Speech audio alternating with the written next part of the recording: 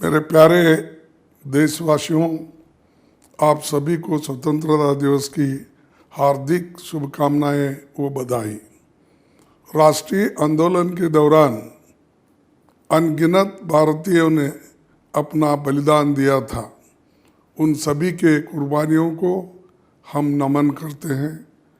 महात्मा गांधी जी, पंडित जवाहरलाल नेहरू जी, सरदार वल्लभ भाई पटेल, नेताजी सुभाष चंद्र बोस, मौलाना आज़ाद, राजेंद्र प्रसाद, सरोजिनी नायडू व बाबा साहब अम्बेडकर जैसे हमारे महान पूर्वजों ने न सिर्फ राष्ट्रीय आंदोलन में अपना अमूल्य योगदान दिया, बल्कि भारत को मजबूती नींव रखने में सशक्त भूमिका निभाई। हम बड़े आदर से उनको आज श्रद्धांजलि अर्पित करते हैं। आज़ादी से लेकर अब तक भारत विश्व में एक मजबूत शक्ति बनकर उभर रहा है।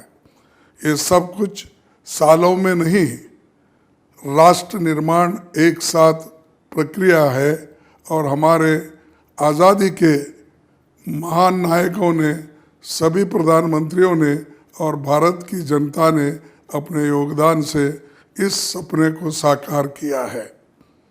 आजकल कुछ लोग ऐसे जताते हैं कि भारत की प्रगति पिछले कुछ वर्षों में ही हुई है। वो गलत सोच है।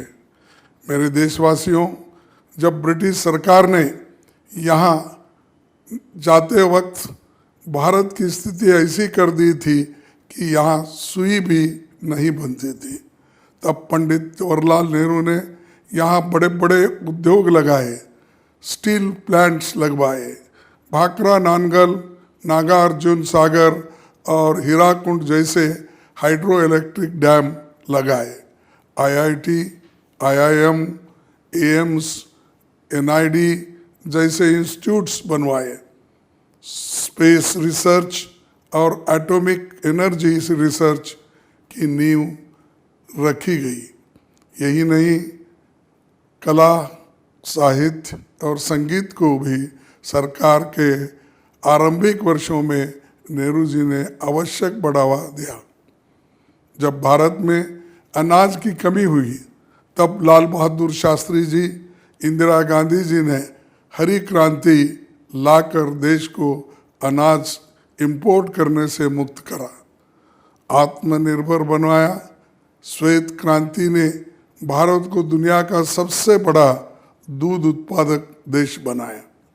जब पूरा विश्व पश्चिमी पाकिस्तान के क्रूर तांडव को देख नहीं पा रहा था, तब भारत ने श्रीमती इंदिरा गांधी जी के नेतृत्व में दुनिया का नक्शा बदला और बांग्लादेश स्थापित किया। जब हमारे बैंक राजे रजवाड़े के पंचकुल में थे और हमारे गरीब भाई बहन प्राइवेट देनदारों, सूदखोरों के अत्याचार से दुखी थे, तब इंदिरा जी ने 14 बैंकों का राष्ट्रीयकरण कर बैंकों के लिए गरीबों के दरवाजे खोले।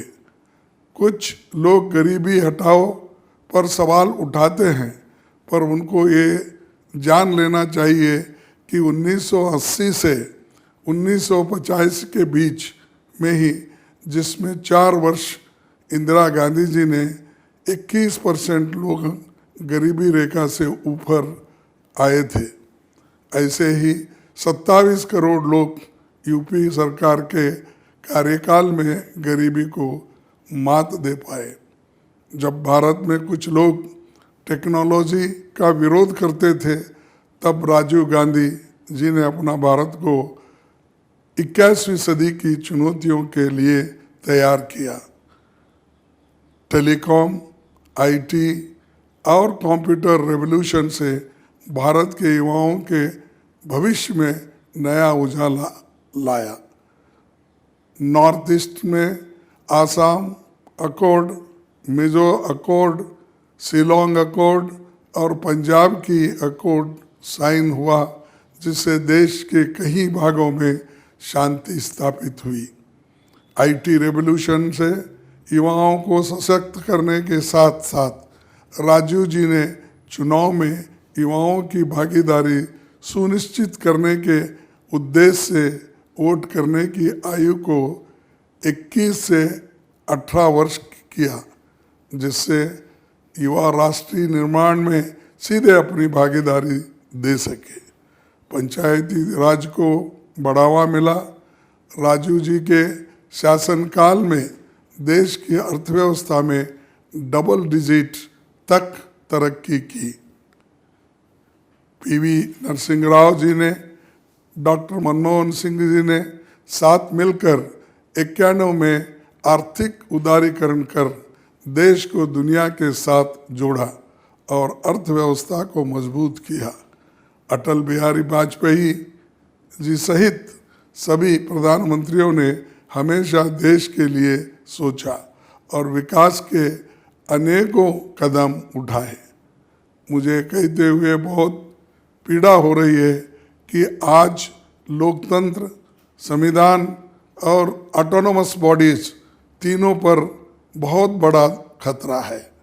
विपक्ष की आवाज़ दबाने के लिए नए नए हथकंडे अपनाए जा रहे हैं। सीबीआई, ईडी, इनकम टैक्स की रेड्स तो हो ही रही है, इलेक्शन कमीशन को भी कमज़ोर किया जा रहा है। पार्लियामेंट में विपक्ष के सांसदों को निलंबित कर उनकी आवाज़ को कुचलने की कोशिश की जा रही है। किसी का माइक बंद हो रहा है या किसी के शब्द एक्सपंज हो रहे हैं, प्रिविलेज मोशंस लाए जा रहे हैं। आने वाला वक्त में शायद लोग विश्वास ना करें कि किसी समय हमारे देश में ऐसी भी सरकार थी जिसके सत्ता पक्ष के लोग ही सदन की कार्रवाई अवरुद्ध करते थे। महान लोग नया इतिहास लिखने के लिए पुराना इतिहास को मिटाया नहीं करते, वो अपनी लकीर बड़ी खींचते हैं, बजाय पहले की लकीर को काट या मिटाकर छोटा करने के। जो लोग आजकल दिन भर नाम बदलने की बातें दोहराते हैं, देखिए उन्होंने क्या किया। पुरानी चल रही योजनाओं को नया नाम दे दिया, पुराने इंफ्रास्ट्रक्चर प्रोजेक्ट्स पर नए पत्थर लगाकर अपना नाम जोड़ दिया। दशकों से चल रही पुरानी संवैधानिक प्रणालियों का तार तार कर तानाशाही के नए आयाम देकर लोकतंत्र की धज्जियां उड़ाने का काम किया। और अब वो पुराने कानूनों को, जिसने देश को स्थिरता प्रदान की, शांति प्रदान की, उनका नया नाम बदलकर इतिहास रचने की कवायद कर रहे हैं। पहले अच्छे दिन की बात की, फिर न्यू इंडिया की बात की और अब अमृत काल की बात करते हैं। क्या ये अपनी नाकामियों को छिपाने के लिए नाम बदलना नहीं हुआ? साथियों, मणिपुर हो, हरियाणा हो, यूपी हो, चाहे देश का कोई भी कोना हो, जहाँ भी अन्याय होता, कांग्रेस पार्टी न्याय स्थापित करेगी, लड़ेगी, आवाज़ उठाएगी। युवाओं के अधिकारों के लिए, किसानों की भलाई के लिए, महिलाओं के सम्मान के लिए, समाज के वंचितों के न्याय के लिए, छोटे व्यापारियों की कमाई के लिए कांग्रेस खड़ी है। इंडिया खड़ा है। लोकतंत्र और संविधान हमारी देश की आत्मा है और इस स्वतंत्रता दिवस के अवसर पर हम ये प्रण लेते हैं कि हम देश की एकता और अखंडता के लिए, प्रेम और भाईचारे के लिए, सौहार्द और सद्भाव के लिए लोकतंत्र और संविधान की स्वतंत्रता कायम रखेंगे।